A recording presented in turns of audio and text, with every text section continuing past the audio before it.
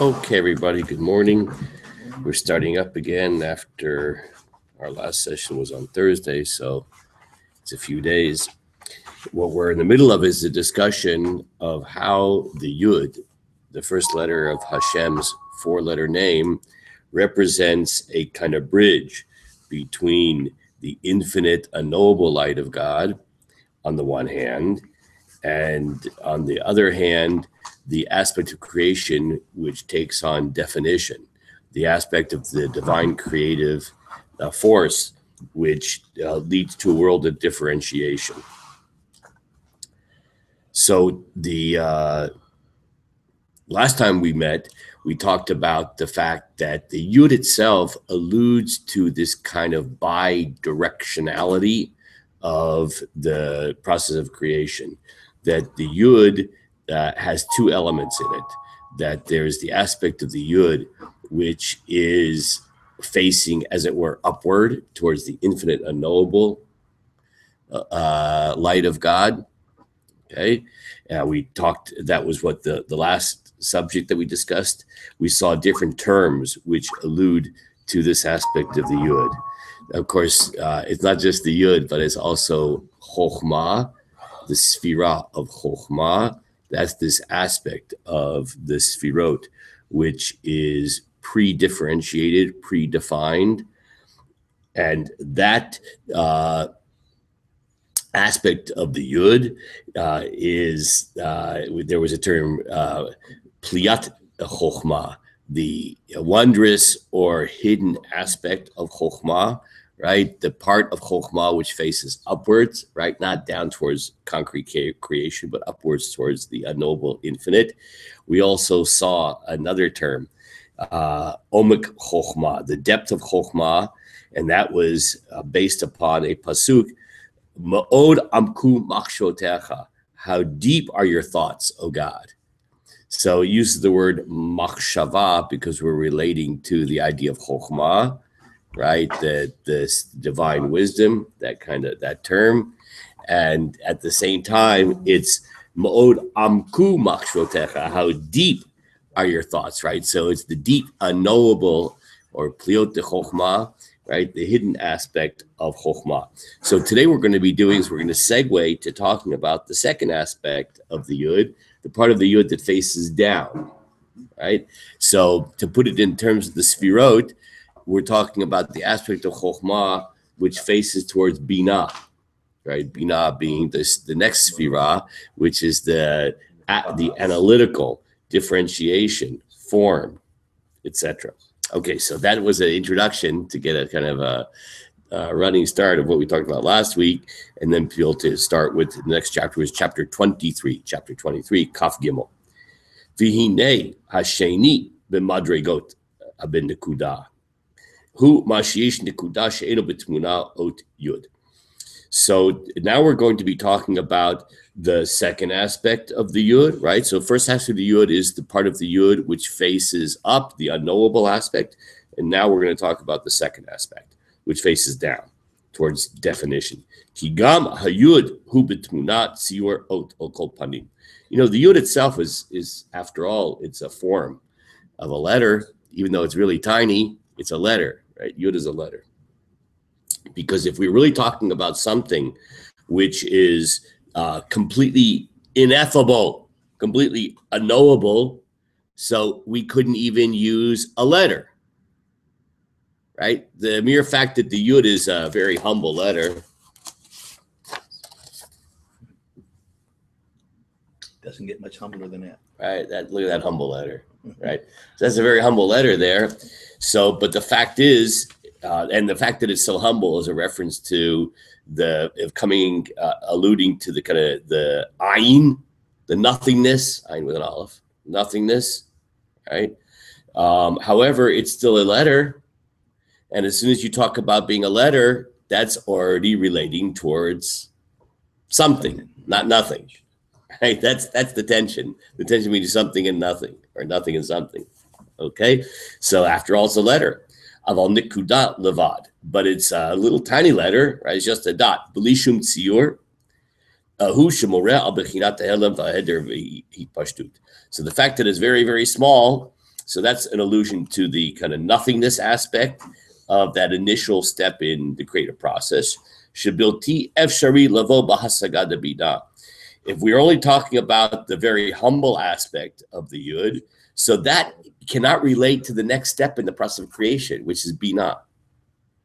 Because when you're too close to nothingness, you cannot connect to somethingness. Right? You have to, the withdrawing or the concealment, the tzimtzum aspect, right? There has to be some aspect which relates more towards creation. So therefore, let's now focus our attention on the aspect of the yud which can relate to creation. The aspect of the yud which is more in the direction of something rather than in nothing. Okay? And he says that this is actually demonstrated in, if you look at the picture of the letter yud, you'll see that it actually expresses that second aspect which relates towards something, towards creation, toward differentiation. It has an aspect of spreading out, because after all, even if you take a look at the yud, right? The truth of the matter is it's a little dot, but it's not really even just a dot, because it does have a kind of gained a little weight there. You notice how it's kind of right? It kind of sticks out. It's not just like a dot. I mean, if you're to write literally a dot, because something is called in Kabbalah nikuda, a dot. Looks like a beak. Right, but a beak. That's good. I was trying to think of how to describe it. It does look like a beak. So like it does have some dimensionality to it. Okay.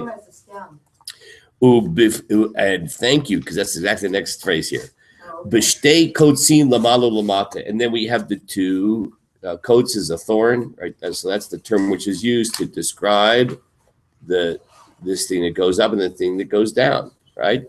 So we have the shnei kotzin up and down. V'harochav shabo yesh lamar shu ma sheba b'vchinat seichel v'gilui b'chli mocho.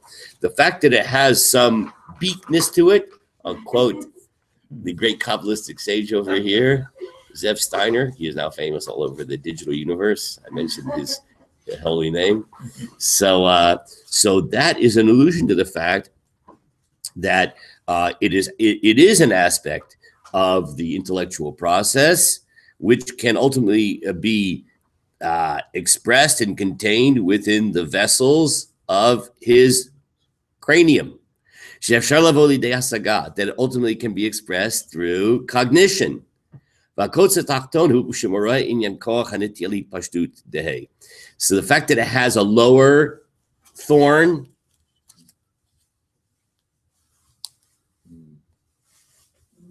right? So that goes down, that is an allusion to Binah, or the Hey in Hashem's name. Right, and as we know, the letter Hey has a lot of dimensionality to it. Although it's smaller, right? So, right, it has length, width, etc. Height, breadth, and length. Is your word is height, or you say height? It's expanded. Yeah, thank you.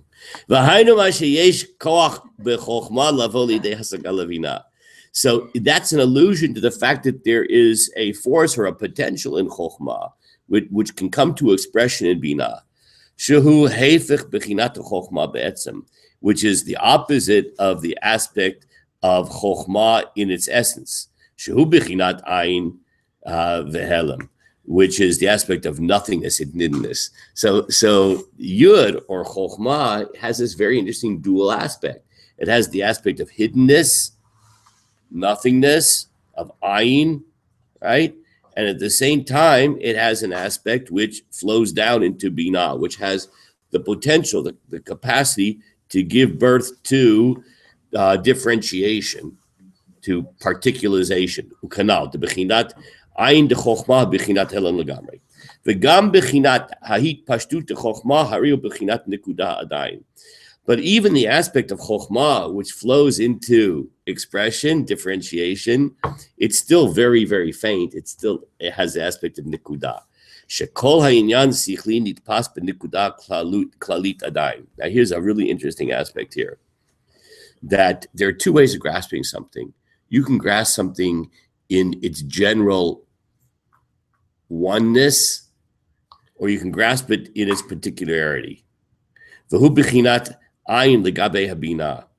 So the aspect of the chokhmah, which is still in the level of nikudah klalit. Klal means a general principle. Klal. So, and as opposed to prat, those are two good words to take away from today. Two good Hebrew words. Klal means general, and prat means detail. So klal, the word klal also relates to the word kol, not kol like voice. That's with a kuf, but kol like all. Very good, all. So, and it's interesting, there are two ways of looking at things. You know what a good image is? When people talk about you can't see the forest through the trees, because we're talking about the same thing, right? There's a forest, and the forest, obviously, it would not be a forest if there are no trees. It's the trees to make the forest. But two ways of experiencing that. You can experience it as a forest, or you can experience it as a bunch of trees, right? That's exactly the difference between chokhmah and bina, right? Chokhmah is still on the level of forest, the klal, the totality of the experience. And then when you get into bina, you're talking about the level of trees, of particularization, of details. It's really interesting. I can imagine that the experience is very different between klal and prat, like the whole generality versus the specification, the details, and each one has its advantage. I think of this in terms of the artistic experience of something would be an example. Sometimes I know that recently it was Stravinsky's some anniversary. I don't know exactly what it was. The great composer Stravinsky. So yeah, his yard site, whatever it was. And so they had, I heard advertised on the radio. I didn't listen to the program, but they were gonna. I think the Firebird Suite is a very famous. I think that's Stravinsky, right? Mm-hmm. And they were going to have a discussion, some musician was going to demonstrate analyze it. And then they also were going to broadcast on the radio a performance of it. I could sort of imagine someone saying, I don't want to hear the analysis. And if a person kind of starts talking about the very, all the details of the different component parts, the screws, the washers, whatever. You'll never hear the music, right? All the different aspects that you actually, you lose something from the raw experience of just listen, close your eyes, and just experience it in its totality. On the one hand. On the other hand, I can imagine that to the extent that you actually understand the details, all the different component parts, you actually appreciate it in a certain sense even more. It's sort of like trying to look through it as a series of pressure waves versus music. Oh my gosh, that's a great analogy. Like say you're a physicist, you have a degree in physics or engineering or whatever. That could sort of spoil your experience in music. You could sit there in the concert hall and think about, the physics of acoustics and sound waves and things like that. And which is all true, of course. Music obviously has to do with physics. But that could be a sort of a distraction from the emotional experience. I just thought of another, there's a very, very famous story I'm sure many of you have heard before, that there was a person who was asked to blow shofar for the Baal Shem Tov. And of course, this was in a circle of great Kabbalists, right? And so what an honor, he's going to blow shofar for the minyan that the Baal Shem Tov was there. And so he went and he studied all the Kabbalistic implications, meditations that a person has to have in order to blow the shofar. And, very, very complex, the different permutations, the divine name, each sound of the shofar, what it represents Kabbalistically, all the different combinations of the divine emanations, the sfirot. and he would be meditating on that when he would blow the shofar.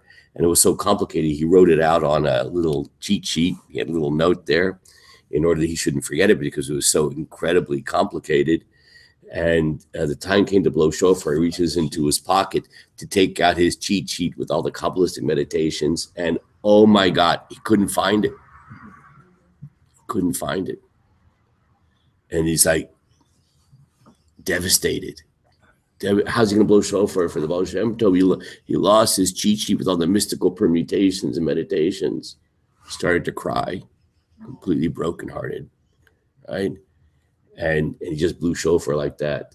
And the Baal Shem Tov told him that that was the most outstanding blowing of the shofar possible. And the Baal Shem Tov, this very famous analogy, he said, you know that there was a person and he wanted to see the king in the palace, in the innermost chamber. You know, the innermost chamber where the king sits and takes visitors. There's a lot of doors. You got passageways you got to get through. You got to go through the wall of the city. You have to go through the entrance to the palace. And then within the palace, there's this chamber and this corridor and many, many, many doors and passageways you have to go through. So there are two ways of getting to that. One way is somebody said, okay, you have an appointment with the king in the innermost chamber, so we're going to give you a key ring here. Now, there are 50,000 keys in this key ring. Okay, each one of these keys opens up another door. You get to the inner chamber. Fine.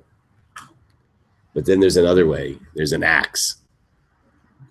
You have an axe, you just get through to the inner chamber. So it's the exact same thing. That's there's any details and generalities. So the way we experience things in the level of Chokhmah is the generality. It's the raw oomphness. I'll make up that word. The raw oomphness of the experience without the particulars. And then Bina is in the realm of particulars. The aspect of Chokhmah is still has a quality of nothingness, right? Without particulars, relative, I should say, to Bina. It's unlimited, unbounded. Like Bina, or in contrast, I should say, to Bina, which has the idea of boundedness, of definition, etc. When we're talking about Chokhmah can be expressed in many different ways. I had some interaction with a poetess who wrote very beautiful spiritual poetry. And there's a question of like, is this the right word? Is this the right meter? Is this the right, okay, I understand. But that's exactly what he says. Chokhmah, the religious experience, it could be expressed in a number of meters, in a number of words, in a number of images. It's not as if those images, rhymes, and meters, etc., are the thing itself. The thing itself is the raw experience of love for Hashem and awe of Hashem. You could express that in many different poetic ways. That's why, as we said last week, Chokhmah is compared to water, right? As opposed to Binah, which is compared to the firmament. Water can be expressed in many different ways, because what vessel you put it into, right? You put it into a round glass, it's round. You put it into rectangular glass, it's rectangular, etc. Right? So that's Kemaya Denaide. It's like water, which is mobile, right? All kinds of poems can be written to express the raw reality of what we're speaking about. But on the other hand, Bina, so Bina is the spreading out of the divine creative energy, but with the multiplicity of details and with real borders, right, and definition. This is the primary difference between Chokhmah and Bina. The Chokhmah tofes kol davar bechlalut dafka. The Chokhmah expresses and grasps something in its collective entirety, klalut, from the word klal. It's allness, as Elisha told us. It's allness, right? Just beheder hit pashtut. with a lack of spreading out into dimensionality. But the power of Binah is to grasp something when it spreads out in the multiplicity of its details. So therefore, you can have Chokhmah and Bina are actually polar opposites in a certain sense, just like Pratu Klal. You know where we're about to use those terms?